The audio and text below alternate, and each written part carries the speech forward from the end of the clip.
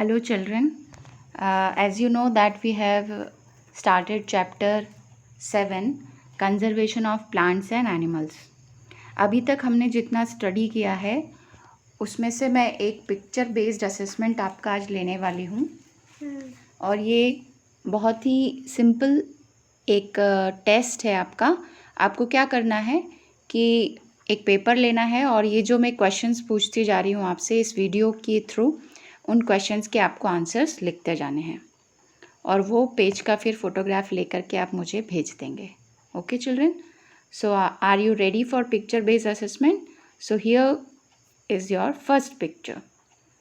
इसमें आपको दिख रहा है कि लार्ज स्केल पर ट्रीज़ को काट दिया गया है।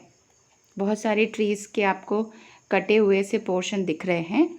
यू हैव टू टेल कि इस प्रोसेस को क्या कहते हैं, जिसमें कि बहुत सारे ट्रीज़ को कट कर दिया गया है, फॉरेस्ट को कट कर दिया गया है। तो इस प्रोसेस को क्या कहते हैं, आपको इसका नाम बताना है। ठीक है, ये पहला क्वेश्चन है इस पिक्चर का। और दूसरा क्वेश्चन ये है कि ऐसा क्यों किया जाता है, ये क्या है और ऐसा क्यों किया जाता है। ये आपका क्वेश्चन 1 में ये दो चीज़ें आपको बतानी है कि ये क्या है और ऐसा क्यों किया जाता है। Okay, now in the second picture, ये एक पिक्चर है जिसको कि आप आइडेंटिफाई कर सकते हैं कि ऐसा इसमें क्या हो रहा है। एक लार्ज स्केल पर फायर है ये, तो ये फायर का आपको नाम बताना है, आइडेंटिफाई करना है कि ये कौन सी फायर है, कहाँ लगी हुई है। तो इसमें सिर्फ एक ही शब्द में आपका आंसर होगा। So this is a very simple question. Now we move on to the next picture. अब इसमें लार्ज स्केल पर ट्रीज़ लगाए जा रहे हैं बच्चों।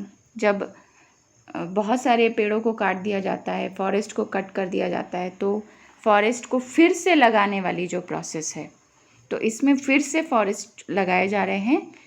You have to tell the name of this process. आपको इसका नाम बताना है कि फिर से फॉरेस्ट लगाने को क्या कहा जाता है।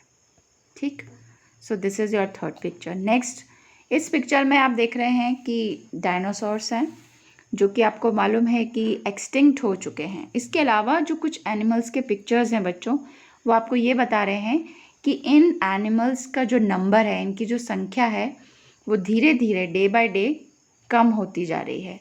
तो इस तरह के एनिमल्स जिनकी संख्या कम होती जा रही है, जो डेंजर में हैं कि वो कभी भी एक्सटिंक्ट हो सकते हैं, इस तरह के एनिमल्स को क्या कहा जाता है?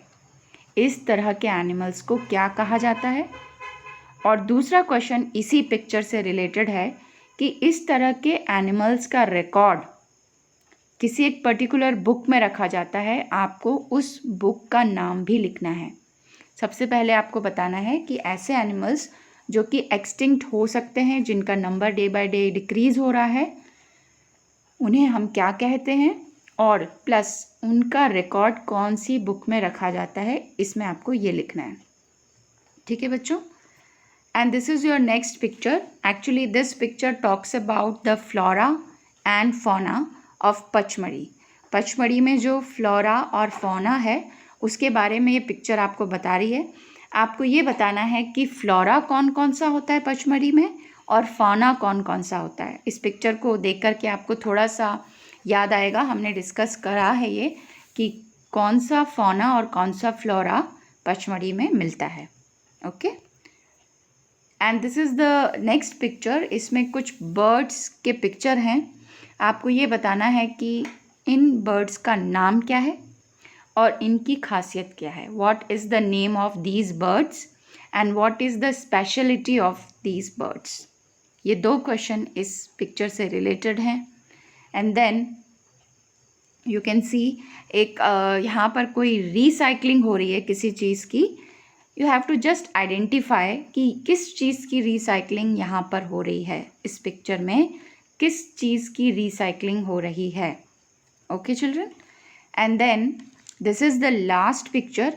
This is the picture of Pachmarhi biosphere reserve. आपको बस ये बताना है कि बायोस्फीयर रिजर्व क्या होते हैं। Actually you have to define what are biosphere reserves. Okay, so these are the different pictures children. यदि आप क्वेश्चन कहीं नोट नहीं कर पाए हों तो आप इस वीडियो को देखिए और आप आंसर्स लिखिए and then send the answers to me. Okay children, thank you so much.